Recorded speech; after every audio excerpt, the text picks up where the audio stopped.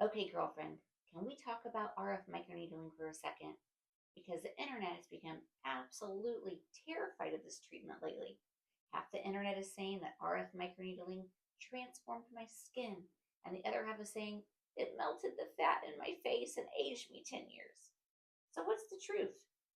Well, the truth is that RF microneedling itself is not the problem. The issue's been the device, the depth, the energy, and the treatment approach. And that distinction is all that matters. I personally absolutely love the RF microneedling and I use it all the time for my face, my neck, but also all over my body.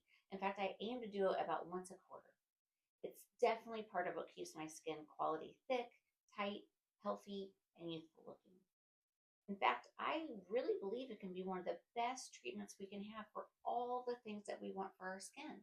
Things like skin tightening, refined texture, pore size, treating the awful crepey skin, collagen stimulation, and just overall improved skin quality. But yes, some people really have unfortunately experienced facial fat loss. And some of those scary stories that you've read about or heard about, they're actually true. And what I want to talk to you about today is why. Okay, so let's start with not all RF microneedling devices work the same.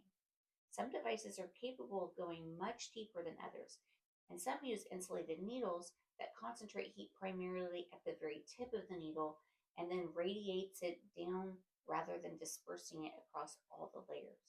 And that matters because when we say deep, deep is actually the fat layer. Now, we all know overall that facial fat is not the enemy. Youthful faces have softness, support, healthy volume.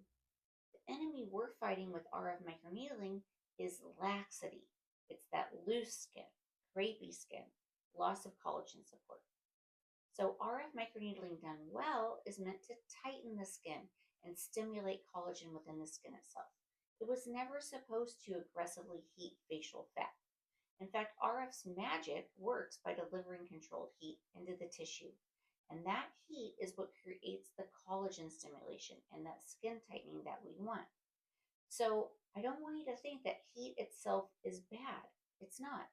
The issue is where is the heat being delivered? How aggressively and for what purpose? Because this is a very potent treatment. The depth matters, the energy matters, the settings matter. If the goal is skin tightening and collagen stimulation, treatment should stay focused within the appropriate tissue layers.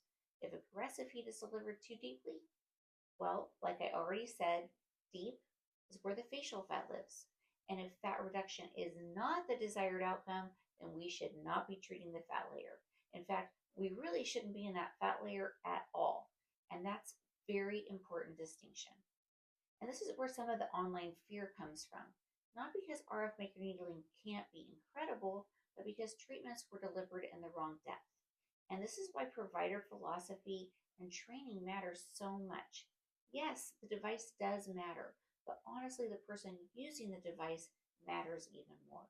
Because a great provider is going to understand the facial anatomy, the depth, the energy, the specific outcome they're trying to create, and then the most important, how to appropriately achieve that outcome. Personally, one of the reasons I chose Secret RF at Wake Up Beautiful is because I prefer a more controlled, elegant approach to collagen stimulation. And I love the philosophy that the medical team has when approaching skin tightening. For collagen stimulation and skin refinement, deeper and more intense is not better. I want tighter skin, better skin, collagen stimulation, while still preserving softness and femininity. Because my philosophy has always been how do we maintain that youthfulness at every age? And how do we choose the right tool for the right job applied with expert skill and intention? At Wake Up Beautiful, we are very focused on creating natural looking, beautiful, youthful results, not overdoing anything in any direction. So if you've been scared by all the online chatter, I hope this helped to bring a little balance and perspective to the conversation. Okay, girlfriend, I hope this was helpful, and now I want to hear from you. Have you ever done RF microneedling? Did you love it? Were you nervous about the fat loss conversation? Tell me in the comments. And if you love these kinds of honest, nuanced beauty conversations, make sure you subscribe because this is exactly what we talk about here.